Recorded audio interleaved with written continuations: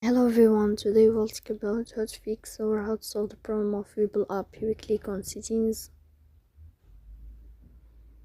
In this page we go to apps, default apps, app settings.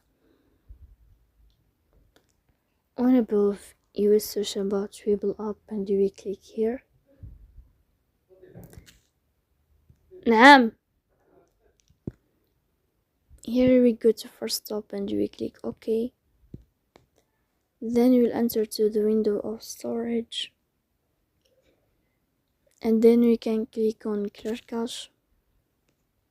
Here you can turn off your Wi-Fi and you can turn on your Wi-Fi again. If it's not working with you, then you can update your app on Play Store.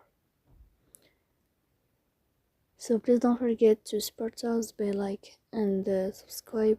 See you next time and thank you for your watching.